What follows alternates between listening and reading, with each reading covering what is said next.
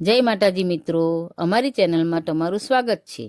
હું હંમેશા જે રીતે રીંગણનું ભરથું બનાવું છું એ રેસીપી મેં તમારી સાથે શેર કરી છે। મારું આ રીંગણનું ભરથું બનાવવાની રેસીપી ગમી હોય તો લાઈક અને શેર કરો। મારી ચેનલને જરૂરથી સબસ્ક્રાઈબ કરો। અહીં મેં 250 ગ્રામ વેંગણ લીધું છે, ભરથું અને કાતરીમાં વપરાય છે। તો હવે એને આ રીતે કાપા પાડીશું।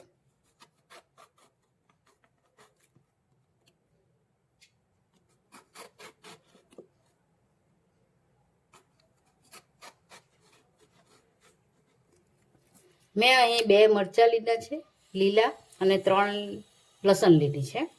આ રીતે આમાં નાખીશું। આ રીતે મૂકવાથી આમાં લસણનો ટેસ્ટ સરસ આવે છે।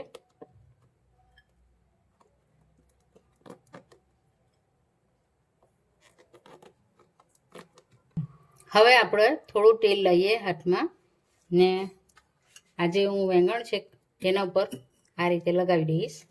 ચારે બાજુ લગાવી દઈશ। આમ તો ટ્રેડિશનલ રીતે બધા ચૂલા પર શેકતા હોય છે, પણ આપણે અત્યારે અહીં ગેસ પર શેકીશું। તે ધીમા તાપે જ શેકીશું। રીંગણને આપણે ચારે બાજુથી શેકી લેશું। ધીમા તાપે જ શેકવાનું છે। જો એક સાઈડનું આપણું કેટલું સરસ થઈ ગયું છે। રીંગણને આ રીતે આપણે થોડી વાર પલટાવતા રહીશું। આપણો સાઈડનો ભાગ આ શેકાઈ ગયો છે। હવે આ રીતે નીચેનો ભાગ આ રીતે શેકી લઈશું। તમને દાટતું હોય તો ચીમટાથી પકડી શકો છો। રીંગણ જેમ જેમ શેકાશે તેમ તેમ છાલનો ભાગ અલગ થતો જશે। આ તમે જોઈ શકો છો કે હવે આપણું રીંગણ શેકાઈ ગયું છે। રીંગણ આપણે હવે એક ડીશમાં કાઢી લઈએ છીએ। થોડી વાર 10 મિનિટ આપણે ઠંડુ થવા દેશું। હવે આપણું રીંગણ ઠંડુ થઈ ગયું છે। હવે આપણે છરીના મદદથી છાલ કાઢીશું।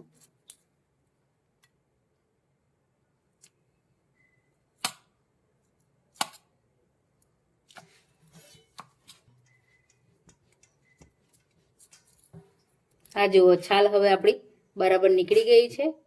હવે એને ચમચાની મદદથી આ રીતે આપણે કાઢી લઈશું। આ રીતે અને આ રીતે આપણે એને મેશ કરી લઈશું। મરચું, આ લીલું મરચું નાખેલું છે ને તેને પણ આ રીતે આપણે દબાઈ દઈશું। તમારે આ મેશર વાપરવું હોય તો પણ તમે વાપરી શકો છો। ચમચાથી પણ સરળ રીતે થઈ જશે। હવે આપણું મેશ થઈ ગયું છે। ચાલો તો હવે આપણે ભરથું બનાવીએ। તો હવે આપણે ભરથું માટે તેલ લઈશું। 2 પરી જેટલું તેલ લીધું છે। 1 ચમચી જીરું એડ કરીશું। તેમાં 1 ચમચી નાની છે તે હિંગ એડ કરીશું। અહીં મેં લીલા કાંદા કાપીને તૈયાર રાખેલા છે તે એમાં આપણે એડ કરીશું।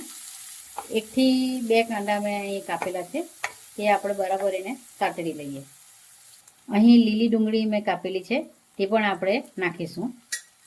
તમારી પાસે ના હોય તો તમે સ્કીપ પણ કરી શકો છો। 1 ચમચી આદું લસણ મરચાંની પેસ્ટ નાખું છું। 1 ચમચી હળદર એડ કરું।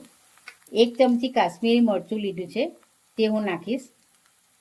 સ્વાદ અનુસાર મીઠું નાખીશ। હવે એને બરાબર મિક્સ કરી લઈએ। હવે આપણે રીંગણ નાખીશું। એને બરાબર આપણે મિક્સ કરી લઈએ। જનરલી બધા ટામેટું પણ નાખતા હોય છે, પણ હું ટામેટું અહીંયા નથી નાખતી। ટામેટાની જગ્યાએ હું અહીં દહીં નાખતી છે। ટ્રેડિશનલ રીતે ગામડામાં આ રીતે બનાવે છે। હવે હું બરાબર મિક્સ કરી લઈશ। હવે આપણું ભરથું થઈ ગયું છે।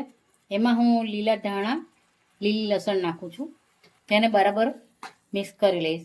જો આપણું ભરથું ખાવા માટે રેડી છે। બાજરાના રોટલા બનાવવા માટે મેં અહીં 2 વાટકી લોટ લીધો છે। અહીં મેં હુંફાળું પાણી લીધું છે। હવે આપણે એને લોટ બાંધીશું। હુંફાળા પાણીથી અમે લોટ બાંધીએ છીએ।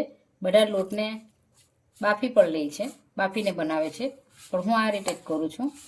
2 વાટકી લોટના અંદર આપણને 1 વાટકી પાણી જોઈશે। આમાં પાણીની જરૂર વધારે પડતી નથી। તેને આપણે થોડી વાર બરાબર મસળવા પડશે। આપણો લોટ હવે બંધાઈ ગયો છે। એમાંથી હું 3 નાના નાના લુવા કરું આ રીતે। ચાલો તો હવે આપણે રોટલા બનાવીએ। રોટલા બનાવવા માટે હું અહીં એક પ્લાસ્ટિક લઈશ। તમારે બટર પેપર લેવું હોય તો પણ તમે લઈ શકો, જેથી નીચે ચીટકી ના જાય। અહીં હું લુવો મૂકતી છું। અહીં હું આ લોટ ભભરાવીશ. ચાલો તો હવે આપણે વેલણથી વણીએ. ધીરે ધીરે ગોળ ગોળ ફેરવીને, જેને ટીપતા ના ફાવતું હોય તે વેલણ યુઝ કરજો. આ રીતે દબાવતા જઈશું. આ રીતે કિનારી કરતા જઈશું, જેથી આપણો રોટલો ફાટે નહીં. પ્લાસ્ટિક ઉપરથી સરળતાથી નીકળી જાય છે. જુઓ, તમે જોઈ શકો છો. હવે આપણી તવી ગરમ થઈ ગઈ છે. આપણે રોટલો મૂકીશું. હવે એને બીજી બાજુ ફેરવશું. જુઓ કેટલો સરસ ફૂલી ગયો છે આપણો બાજરાનો રોટલો રેડી. રીંગણનું ભરથું અને બાજરાનો રોટલો સર્વ કરવા માટે રેડી છે. રીંગણની તાસીર ગરમ હોય છે, માટે ભરથુંમાં દેશી ઘી એડ કરીશું. દેશી ઘી એડ કરવાથી રીંગણના ભરથામાંનો ટેસ્ટ ઘણો સારો લાગે છે. આ રીતે રીંગણનું ભરથું રેડી કરીને લંચમાં નહીં તો ડિનરમાં જુવારનો રોટલો કે બાજરીના રોટલા સાથે ખાવામાં ઘણું સારું લાગે છે.